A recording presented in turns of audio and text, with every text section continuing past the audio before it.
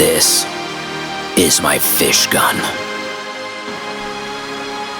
There are many others like it, but this fish gun is mine. Fish gun, this one is my fish gun. Short stroke, piston, complete the mission.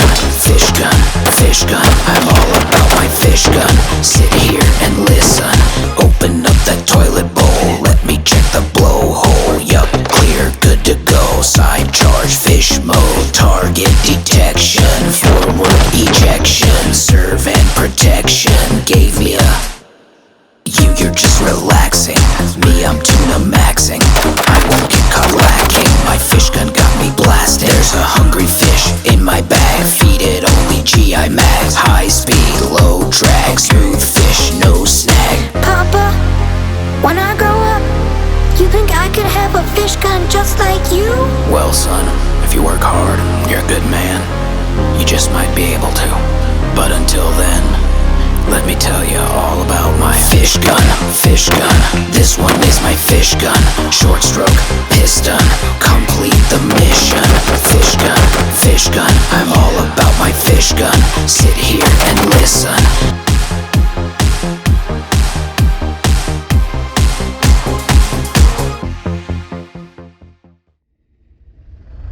Today on Grand Thumb, we evaluate, we test one of the most controversial rifles to have ever been released by Belgium /FN Fabrique Nationale. Right here we have the F2000. This is one of the most bizarre guns, I think, in many ways. In so many aspects, this gun departs from typical firearm designs. So today we're going to be testing on the range against each other. We're going to be grouping it for accuracy. We're going to fire in a long range, and finally we're going to delve into this gun, not autistically like Ian, but autistically like me. Today on Grand Thumb, the fish gun. The FS2000, yeah. But all of our content is free, thanks to the biggest sponsor of the channel. Smelling infected dudes. The Sonoran Desert Institute. If you're looking to get your start in gunsmithing, infections, and computers, they're their people. Just gunsmithing. We love them. Their graduates hit us up all the time. You guys are always having a good time, and you keep the content free. Go and check out the Sonoran Desert Institute. And Micah, who can we not forget? Primary Arms. They make optics that you can mount to your very own fish gun. Yeah, we have an aim point, which you can buy. You can get it from them. All the stuff you could ever want. We love their optics, and they are pretty cool people as well. They took us out to steak, remember? Yeah, it was great. Yeah, that steak sucked. No. If you want to get better at shooting, we can't recommend enough. Mantis, shoot without the freak out. You can bring your EDC with the Mantis system to the gym, your ex's house, just pull it out, and nobody just, you know what, practice in the safety of your own home. You can turn your gun into a dry fire machine. We can't recommend it enough. And of course, all ammunition is sponsored by AAC. We'll be shooting primarily 77 grain SMK through this guy, grouping it. But with all that being said, talk is cheap and ammunition is what, Micah? Very expensive. And it's sponsored by AAC. And we're going to be doing a good old-fashioned competition to test this gun. We're going to be starting with the trigger speed. No better way to test it than a bill drill. 6 rounds, 7 yards. Whoever is fastest wins. But nobody is a winner because we're using the FN or FS2000. It should be noted how bad the trigger is, guys. It sucks, dude. All right, you ready? Yeah. Stand by. Oh my god. Yo, that is a lucky girl, dude. Going? All right, you ready? Stand by.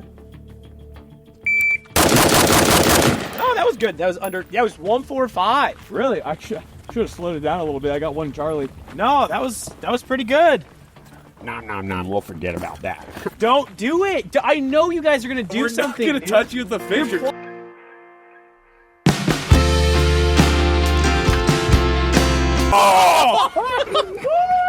Oh, guts! Because I've been slapping them together. Shooter, are you ready? I am. Stand by. 148. Victorious. Nice. Not bad. Once again, Charles is better with pistol What and is sucks that? with rifle. 156. But clean. Right here we have Micah Mayfield. He's on the gun. He's going to be the first one to group. It'll be me, then it'll be Charles. And Micah, predictions. 2 away. I think it's going to be a 2MOA gun. I would tend to agree. Yeah. We're shooting 77 grain Sierra Match Kings with a standard deviation of around 12 to 15. They do extremely well, so it's not going to be the ammo. I think the limiting factor here would be the trigger. And the shooter. I'm sure that the trigger and the shooter, but people could probably put thousands of hours and really get this trigger down. I don't think any of us. I don't want to. Yeah. We're reviewing, but at the same time, the gun's not good and that gun's not good.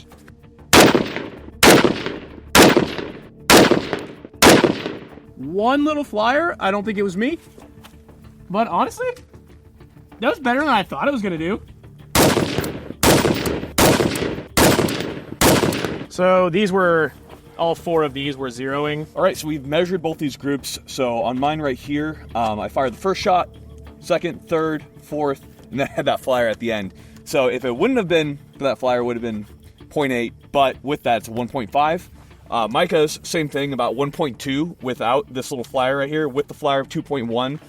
So there's definitely, I would say, a tendency of the weapon to not throw around. That's not the correct terminology, but the weapon's only so accurate. Now, this is well within the kind of prescribed accuracy that you want from a combat rifle. That surprised me. I thought 2.5, 3. Maybe, I don't know, man. Maybe they don't only make, waffles well. Okay, we're going to take a couple long shots. So we'll start at about 350 out to 500, then 600. See what's possible.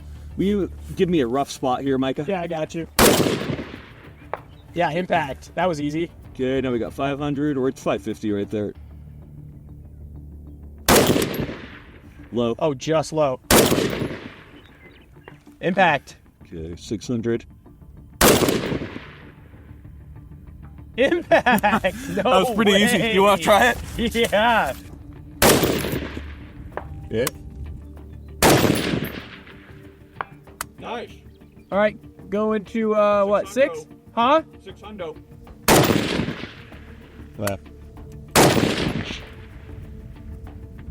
Impact. So obviously right here we have the FS2000, which is the civilian version of the F2000. Made for many military trials, served in many different militaries with some slight variations. If you want to get more information on that, go check out Forgotten Weapons. That's his specialty. We're going to be talking more about the functionality, how the weapon feels, everything that you would be more concerned about from a shooter's perspective. I think the biggest thing I want to talk about when it comes to the F2000 is it's a 5.56 rifle, but it feels like it should be chambered in like 6.5 Creedmoor or something, because she is chonky. This is the girl from high school who went to college, gained the freshman 15, and it just never stopped. And she is now just far too large to handle, although recoil is soft. That feels weird. In any case, it just feels really clunky. And when you start taking this gun apart, there really is not a lot to the actual guts of the weapon. It's actually a fairly simple, very svelte action. But with all the plastic that they've added, with how kind of convoluted they've made it, in my opinion, it makes it a very oversized 5.56 rifle. But let's go ahead and let's go through it. Let's talk about what makes it good, what makes it bad. We're going to start, as we always do, with the Navy loves, tip to butt. Starting here at the very tip, we do have something very reminiscent of an A2 flash hider. No issues there. This is a very effective flash hider. It keeps the flash from directing and diverting towards the ground to kick up dust when you're prone and you're shooting, and it performs very well. It should be noted that the barrel that we have right here is a 17.4 inch barrel. So it's actually launching your projectiles quite fast. So anything from a 17 to an 18 inch barrel on 5.56 is launching pretty dang close to 20 inch velocity, with maybe about a 20 to 30 FPS difference depending on the round. So you really are launching these rounds pretty quickly. And what's great is that when you're shooting at distance, that means that the amount of drop that you have is very minimal. Obviously, it being a bullpup, which means that the trigger is in front of the magazine, means that the action is quite compact despite being a very long barrel. So we found in practice that shooting distance with this, despite a very poor trigger, was actually pretty easy and pretty satisfying. Micah, how nice is that shooting far? Actually, pretty simple, pretty easy. I like that barrel length. If that had a Geisy trigger, that'd feel cash great. Money. That'd be cash money. Another thing that you should note is that being a combat weapon means that it's going to be something that's typically select fire. Now, being a military rifle, we do have a cold hammer forged barrel. Now, being cold hammer forged, it's good for a rifle that's running auto. It's going to resist that wear better. And with it and being chrome lined, we found that the weapon still grouped really well. So as you can see, we grouped anywhere from 1.5 to about 2, but with a better trigger, and probably shooters who spent more time on the FS2000, we'd probably be grouping it closer to 1. So I was actually quite impressed with the accuracy on the F2000, especially from a bullpup, and especially with how bad that trigger was. In any case, the barrel was both plenty accurate. From reports that I've talked to from different soldiers who have served with the the F2000, they have no complaints when it comes to the barrel life, so we're going to give it a good pass when it comes to that. We do have a short stroke gas piston system.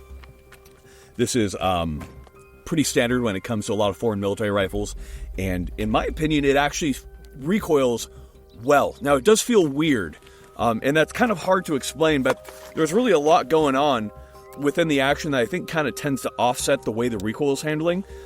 So with the AR-15, we're all pretty used to that really inline recoil at the shoulder. And this should be in line given that you're so high up on the gun. But despite that, it feels like there's a tendency of the gun to kind of push more right. I was just going to say, it's almost like directional, like left to right. Yeah, it's very odd. And that's not due to the muzzle device. It's due to, I think, kind of the offset nature of the design. And you can see right here, as far as where the gas system is aligned, it's all offset. Now, the reason for that is that we do have forward ejection when it comes to the rounds. Now, the idea behind that being that whether you're left-handed or right-handed, it didn't matter. There would never be brass ejecting into your face. So if I'm firing right-handed, that brass is ejecting out to the front, and then if I'm firing left-handed, that brass is still ejecting out to the front. As far as being a professional military and field on a rifle, that does solve a lot of logistical problems for left and right-handed shooters. There is definitely a worry in my mind that this brass would get caught up, because there's a huge chute that this brass is traveling down that to me is just like possible jam city. And in fact, pretty early in the video, Michael will pop up the video right here, or if he doesn't, then it's a big joke on me. We did get a... Oh, fuck. Did it come out? No.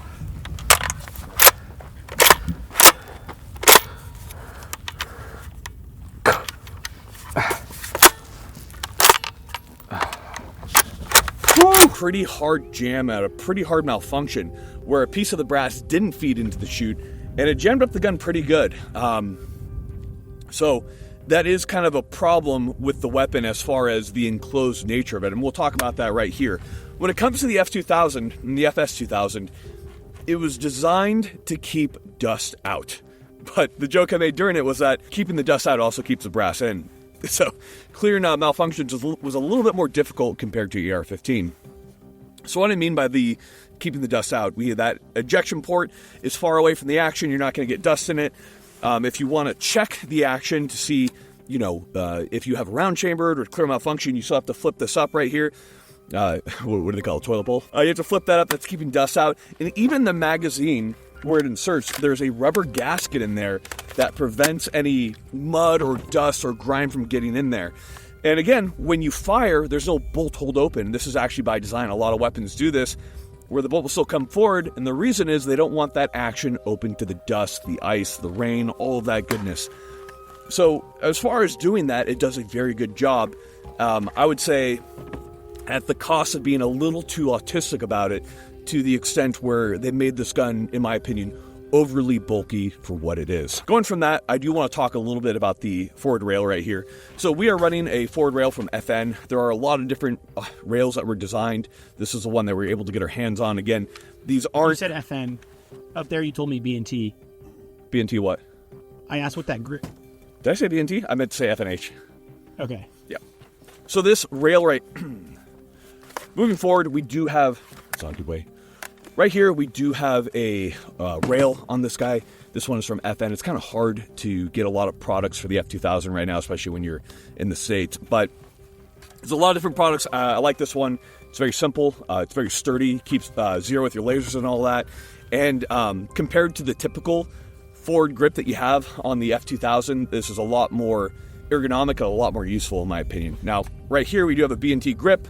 And then on the side, we have an ancient Surefire flashlight because I love retro flashlights. I don't know why. Moving over to the charging handle right here, it's pressed up against the receiver. When you grip it, it folds out, allows you to charge it. So you can see right here, grip it. Fairly easy to manipulate. If you need to lock the bolt back, much like an MP5, you can push it all the way to the rear, and then you can rotate it up. That will lock that bolt to that rear position right there. You can clear malfunctions, you can do whatever you want. You could load the mag and HK slap it if you really wanted to. Whatever your heart desires, you can do when it comes to loading. Typically how loading is done, depending on the country that you're talking to, is, of course, we got the mag in. Go ahead and charge the weapon at that point. Make sure it runs safe, and then that would be good. Obviously, from there, we're going to go ahead and clear the weapon out. Also, what you can do if you're doing an administrative load, you can go ahead and lock that back. You can insert the mag, and then you can give that a nice little slap, and we've got that HK style reload on the FS2000. As far as the manual of arms is concerned, it's pretty interesting. If you're familiar with the P90, then you're going to be pretty familiar with the F2000. They follow very similar design aspects. Now, in the case of the safety, it's just a little rotating dial right here that goes from safe to fire. Obviously, on the military models, will go to auto. So we have safe, and you simply rotate it towards you or clockwise, and it's in fire and back. It's simple to use. It's easy. We're all used to the AR, but that being said, I think that's a very intuitive and simple to use system. I have no problems with the safety. We were quite quick with it when we were using it. Charles, what do you think of the safety?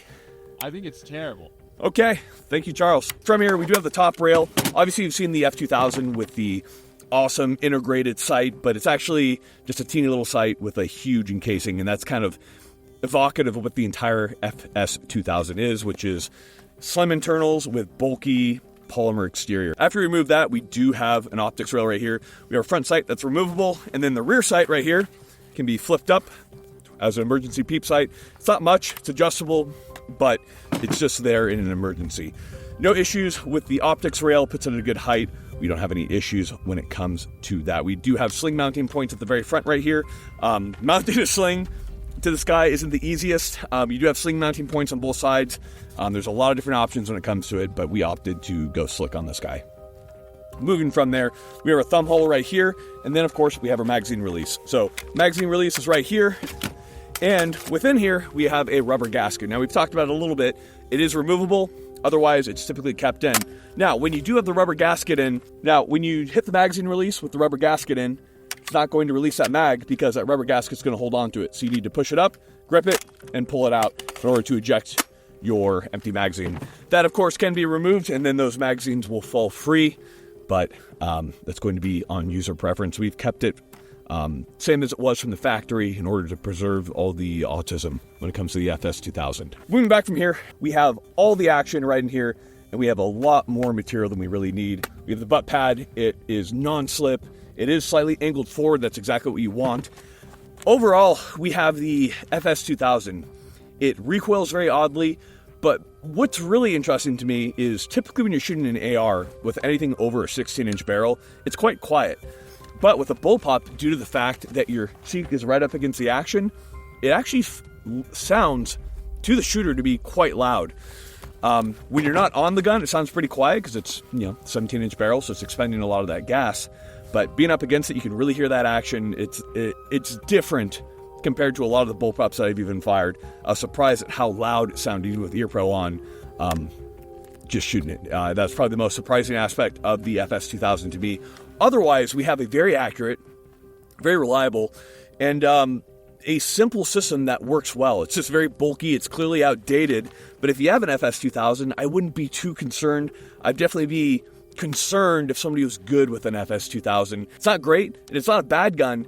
It definitely sits in the category of a good military gun, which isn't really saying a whole lot compared to the options that you have out there today. Would you say it's one of the guns of all time? It's one of the guns of all time.